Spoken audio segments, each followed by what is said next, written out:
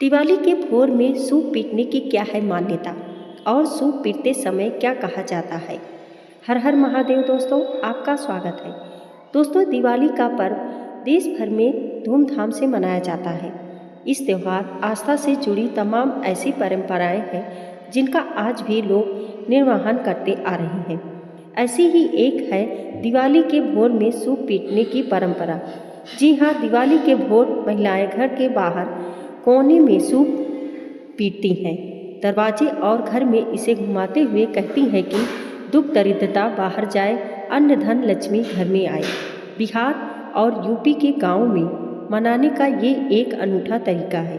कहा जाता है कि ऐसा करने से दुख दरिद्रता को दूर भगा जाती है। इसके पीछे की कई और वजह के बारे में ज्योतिषाचार्य बताते हैं कि गणेश प्रतिमा के पृष्ठभाग में दरिद्रता का वास होता है।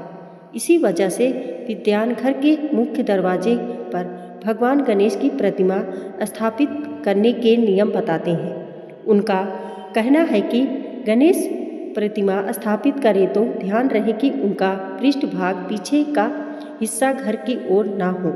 इसी तरह जब घर में माँ लक्ष्मी और गणेश का पूजन होता है तो अलक्ष्मी का भी आवागमन होता है। इस दरिद्रता को भगाने के लिए दिवाली की भोर सूप से ध्वनि की आवाज़ जाती है। ये परंपरा आदि काल से चली आ रही है। क्या है इस प्रथा का उद्देश्य? दिवाली की भोर यानी महाकाल ब्रह्मकाल में सूप पीटने की प्रथा का उद्देश्य घर से दरिद्रता को बाहर निकालकर समृद्धि और वैभव को आमंत्रित करना है।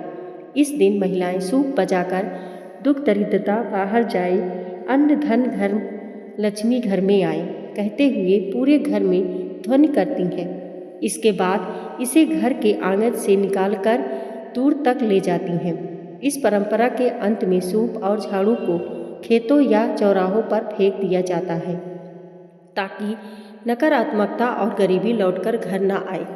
विरासत में मिली है परंपरा। यह परंपरा महिलाओं को पूर्वजों से विरासत में मिली है। यह क्रिया महिलाओं को मानसिक संतोष भी देता है, क्योंकि ऐसा करने से उन्हें लगता है कि उन्होंने लक्ष्मी का स्वागत किया है और घर से गरीबी को बाहर निकाल दिया है। उनका विश्वास है कि यह अनुष्ठान घर में धन वैभव और शांति लाता है।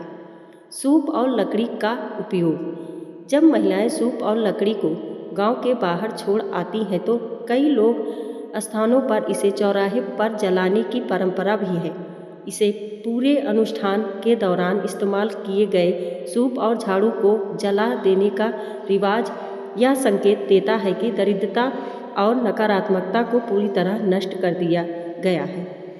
देवउठनी एकादशी के दिन गन्ने और सूप का महत्व। इस दिन सूप और गन्ने का खास महत्व होता है। एकादशी से ही किसान अपनी फसलों की कटाई करते हैं। कटाई से पहले गन्ने की विधिवत पूजा की जाती है और इसे विष्णु भगवान को चढ़ाया जाता है। भगवान विष्णु को अर्पित करने के बाद गन्ने को प्रसाद के रूप में बांटा जाता है। दोस्तों, वीडियो पसंद आई हो तो लाइक और सब्सक्राइब जरूर करें। धन्यवाद।